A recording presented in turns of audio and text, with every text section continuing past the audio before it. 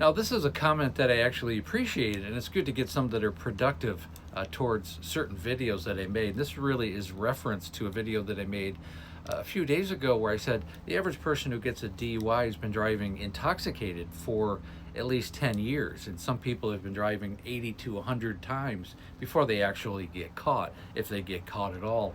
And there's a lot of people that popped off and said, oh, those are rookie numbers, and I've been driving drunk for 40 years, and that kind of ridiculous stuff, which is unfortunate because on the flip side of that, there was also people on that same thread that said, my sister passed away from a drunk driver who had 4 DUIs, and she died as a result, or I lost my brother, or I lost my mother, or a child.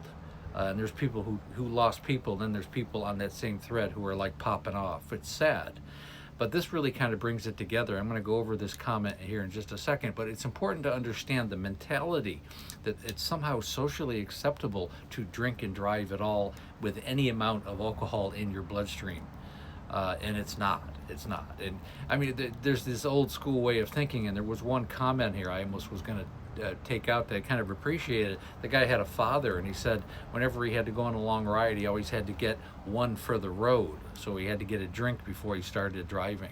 And that was kind of the mid 19th century mentality. I mean, I had a grandfather who probably had that kind of mentality too, but we have to address this issue. And again, I have a complete coaching program that's really designed to help the alcoholic and the family. Set up a link, it's in the link tree. It takes about 45 minutes. We're going to do a deep dive into what's going on with you and your family.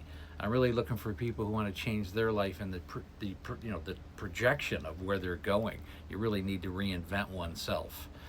Set up a call. The call is free. The course is definitely not, but I'm looking for people who want to change their life and the life of their family.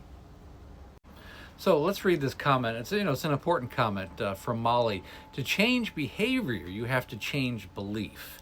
The belief that driving up to 0.08 is safe, that's what needs to change.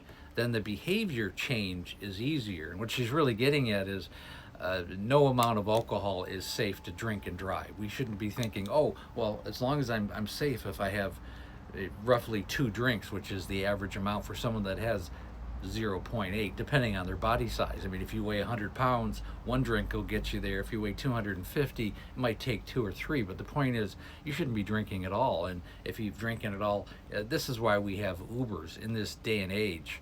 I mean, there's so many other options if you are intoxicated. Certainly if you're at a bar, if you're at a family setting, and don't worry about embarrassing, because you got to leave your car at a friend's house to get home.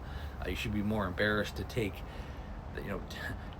that risk of driving intoxicated or having any alcohol at all. That's really the point, I think, what Molly's making here. And it's important to change that mentality.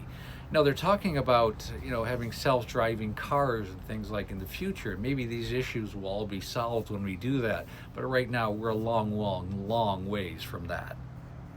And I think culturally, the real issue is that people feel that they're invincible, that it's culturally acceptable to drink and drive, or just to drink, too much in general. It's the one drug that is so socially accepted, and this is the problem why alcohol is so prevalent. This is why we have 29 million people in the United States alone that have alcohol use disorder, have some disorder, some affliction with alcohol intake. That's a lot of people. It's somewhere almost 10% of the population, right around 8 to 10%, which is, outrageous.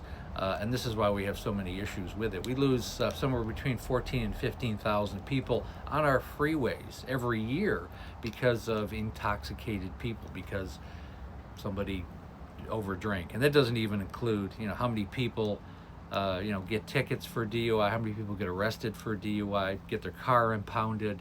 It's all fun and games until, the red lights are behind you, and you're intoxicated. And then you have to walk the line. I mean, it's a horrible experience. My wife in particular, if you're following me, she did get 4 DUIs, and her third one was particularly atrocious, unfortunately. And I just wouldn't recommend it. Your car gets impounded. You have to get lawyers. You can lose your freedom. She lost her freedom twice, for example.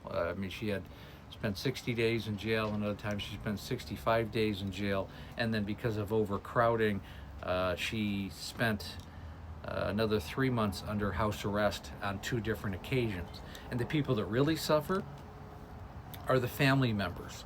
You know, as her spouse, who do you think was, you know, flipping the bill for a lot of it? Not all of it, but a lot of it. And certainly somebody had to go, you know, get the car out of impound. You know, she couldn't if she's not legally able to drive. And it becomes a horrible thing. This is why it's a family disease. We need to talk about it. We need to create the awareness of what's going on with this disorder. I mean, and I understand a lot of people pop off with, you know, those are rookie numbers. You know, I've been drinking for years and years and I've never got caught kind of mentality. But the thing is, I mean, and it's part of indicative of TikTok. I mean, there's a certain maturity level that you got to deal with.